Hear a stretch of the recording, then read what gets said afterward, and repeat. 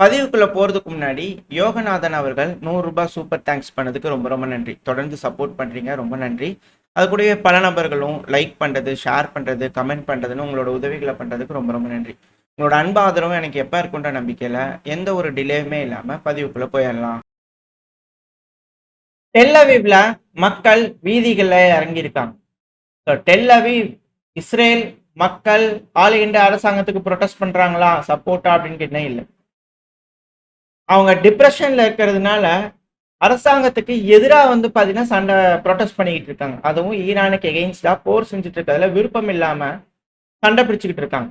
அதாவது அதை ஆர்கனைஸ் பண்ணக்கூடிய ஆர்கனைசர்ஸ் வந்து பாத்தீங்கன்னா தோராயமா 1500 மக்கள் வந்து பாத்தீங்கன்னா பார்ட்டிசிபேட் பண்ணியிருக்காங்க. உங்களோட இரும்பு கரம் கொண்டு இந்த செக்யூரிட்டி ஃபோர்ஸஸ் யூஸ் பண்ணி அடக்கிறதுனால நாங்க ஸ்டாப் பண்ண மாட்டோம். பார்ட்டிசிபேஷனை ஆக்ஷன்ல நீங்க பாப்பீங்க. நாங்க ப்ராமிஸ் பண்றோம், இந்த ப்ரொடெஸ்டை தொடர்ந்து செஞ்சுக்கிட்டே இருப்போம். கவர்மெண்ட் இந்த போருக்கு செய்யறது தப்பு, அதை எதிர்த்து நாங்க இந்த ப்ரொடெஸ்ட் பண்ணிக்கிட்டே இருப்போம் அப்படிங்கிறத சொல்லிக்கிறாங்க. ஸோ இஸ்ரேல்ல அங்க இருக்கக்கூடிய மக்கள் இந்த போர் பிடிக்காம ஆளுகின்ற அரசாங்கத்துக்கு எதிராக வந்து பண்ண ப்ரொடெஸ்ட் பண்றாங்க. அட் த சேம் டைம் ஈரான்ல மக்கள் எதிராக ப்ரொடெஸ்ட் பண்றாங்களான்னா இல்ல. ஸோ நெத்தன்யாகு அவர்கள் வந்து பாத்தீங்கன்னா அவங்க நாட்டு மக்கள் கிட்ட கேட்டிருந்திருக்காரு. பாவம் அந்த நாட்டு மக்கள் இப்பதான் புரிஞ்சிருக்காங்க. அது ஈரானோட மக்களே வீதியில இறங்குங்க, ப்ரொடெஸ்ட் பண்ணுங்க, அப்படிங்கிறது போல உங்களுக்கான விடுதலை வந்துருச்சு, போங்க ஆட்சி மாற்றம் கேளுங்க அப்படிங்க கேட்டிருந்தாங்க இல்லையா. இஸ்ரேலோட மக்களே உங்களுக்கு இன்னும் புரியலையா, வாங்க வீதிக்கு சண்டை பிடிங்க அப்படிங்கிறது போல வந்து பாத்தீங்கன்னா மாத்தி சொல்ற மாதிரி பலரும் காமெடி பண்ணிக்கிட்டு இருக்காங்க. ஸோ இப்போ அதுக்கேற்றபடியே வந்து பாத்தீங்கன்னா இப்போ இஸ்ரேல்லையும் ஆளுகின்ற அரசாங்கத்துக்கு எதிராக ப்ரொடெஸ்ட் நடக்குது. ஸோ இது இன்னும் சீரியஸ் ஆக ஆக அங்க இருக்கக்கூடிய மக்கள் இன்னும் வீரியமா அரசாங்கத்துக்கு எகெயின்ஸ்ட் எடுத்து ப்ரொடெஸ்ட் பண்ணாங்கன்னா இஸ்ரேலுக்கு சிக்கலா இருக்கும் போர் சூழல். ஸோ வெயிட் பண்ணி பார்ப்போம் என்ன நடக்க போகுதுன்னு சொல்லிட்டு இஸ்ரேல்ல இந்த டைம்ல வந்து பாத்தீங்கன்னா ட்ரேடுக்கு வந்து பாத்தீங்கன்னா வர்த்தகம் பண்ணுவாங்க இல்லையா, பங்குச்சந்தை. ஸோ அதுல ஈரானோட பார்லிமெண்ட் ஸ்பீக்கர் முகமது பகேரி அவர்கள், ஸோ அவர் தரப்புல இருந்து ஒரு கால் கொடுத்துருக்காரு.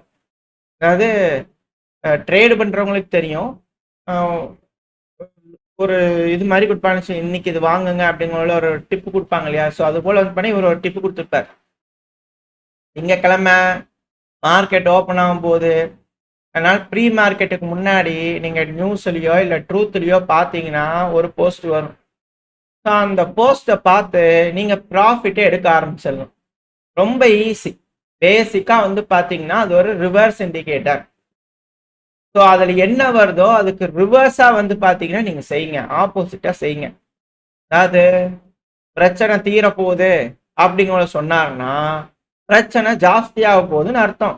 அப்ப நீங்க என்ன பண்ணணும், இருக்கிறத வாங்கிக்கிங்க. ஐயோ இல்ல அப்படின்னா ஆயில் பிரைஸ் ஏறும், ஆமா இருக்கிறத வாங்கிக்கிங்க. If they pump it short it, if they dump it go long அப்படிங்கிறது போல வந்து பாத்தீங்கன்னா அவர் தரப்பு வந்து ஒரு கால் கொடுத்துக்கிறார்.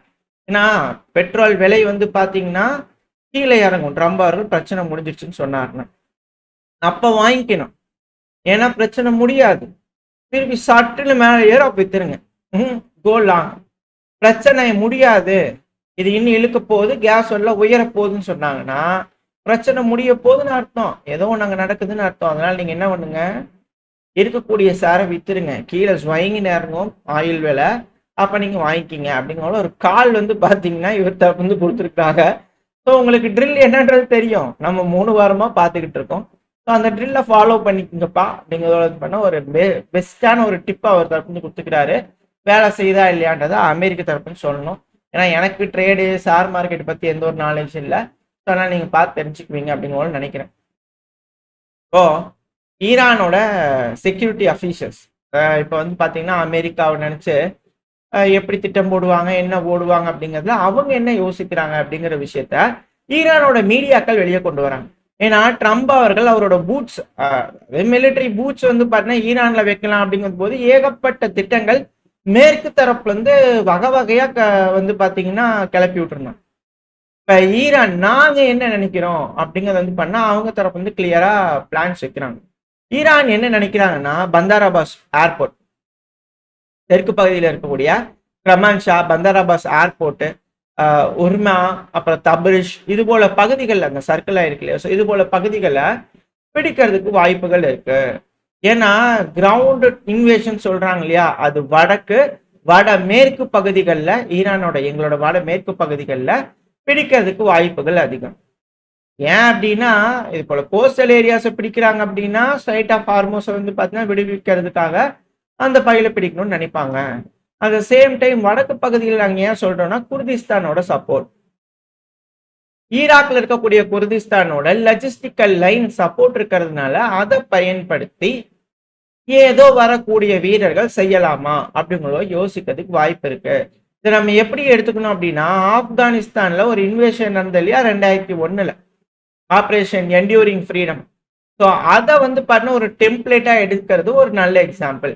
அதாவது பரீட்சைக்கு போகும்போது பழைய 5 வருஷம் பேப்பரை பார்த்து ப்ரிப்பேர் பண்ணியிருந்தோம் அப்படின்னா எப்படியும் பாஸ் ஆயிடலாம் இல்லையா. ஸோ அது போல பழைய டெம்ப்ளேட் இந்த ஏரியாவில் யூஸ் பண்ணியிருக்கிறது அமெரிக்கா இருக்காங்க இல்லையா, அதை எடுத்து பார்க்கலாம். ஏன்னா சிஐஏ என்ன செய்வாங்க, முதல்ல சூட்கேஸ் நிறைய டாலர் எடுத்துட்டு வந்து அங்க இருக்கிறவங்க எல்லாத்தையும் விலைக்கு வாங்குவாங்க. ரெண்டாவது லைட் இன்வென்ட்ரி, அதாவது லைட்டான ஃபோர்ஸஸ் எல்லாத்தையும் உள்ள இறக்கி அமெரிக்கா, ஆஸ்திரேலியானா அதில் இருக்கக்கூடிய மேற்கு நாடுகள் எல்லாத்தையும் இணைச்சு சில முக்கியமான பகுதிகளை கொண்டு வந்து உட்கார வச்சு அந்த FBI காசு கொடுத்துருப்பாங்க இல்லையா, அந்த சிஐஏ ஏஜென்ட் காசு கொடுத்து வேலைக்கு வாங்கியிருப்பாங்க இல்லையா, அவங்கள பயன்படுத்தி ஒரு லஜிஸ்டிக் ரூட்டை கிரியேட் பண்ணி ஒரு அலையன்ஸை உருவாக்கி சண்டை பிடிக்கிறது வாடிக்கை.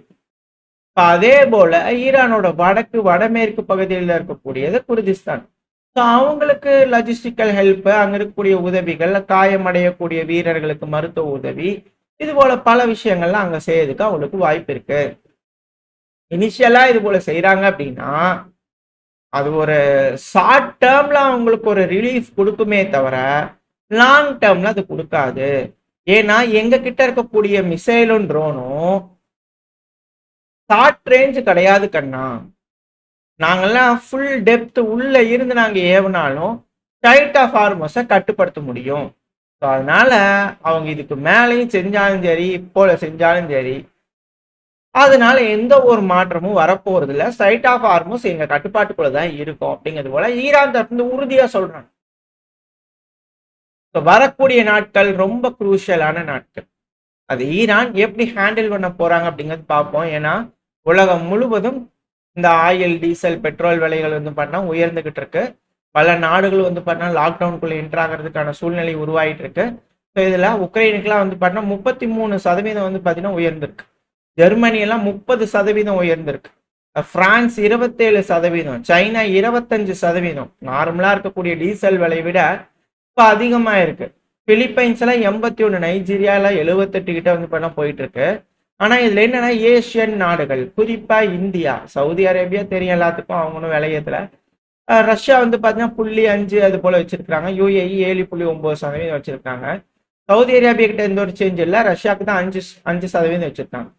இதுல என்ன ஒரு ஷாக்கிங் அப்படின்னா நம்ம இந்தியா 0% இன்க்ரீஸ்ல வச்சிருக்கோம்.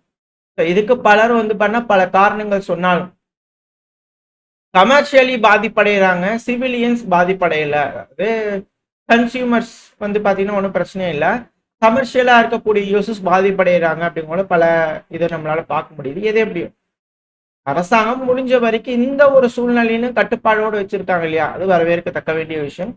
பல விஷயங்கள் நடந்துகிட்டு இருக்கு. ஸோ வெயிட் பண்ணி பார்ப்போம் எப்படி வரக்கூடிய நாட்கள் எஸ்கலேஷன் இல்லாம இந்த பிரச்சனையை பேசி தீர்க்க போறாங்களா, இல்லை ஈரான் எக்ஸ்பெக்ட் பண்ற மாதிரி ஏதோ ஒரு கிரவுண்ட் இன்வேஷன் பண்ணி ஈரானை வழி கொண்டு வரலாம் அப்படிங்கிற யோசிக்கிறாங்களா. ஏன்னா பாகிஸ்தான் வந்து பேச்சுவார்த்தைகள் நடக்குது. ஒரு வேளை பாகிஸ்தான்லாம் யூஸ் பண்ணி ஒரு மாபெரும் நாட்டோ மாதிரி இங்க ஒரு அலையன்ஸை உருவாக்கி ஈரானுக்கு ஆதரவா இருப்பாங்களா, இல்லை எதிராக இந்த இஸ்லாமிய நாடுகள் மாறுவாங்களா, என்ன நடக்க போகுதுங்கிறத வருங்காலங்களில் தெரிஞ்சுக்கலாம்.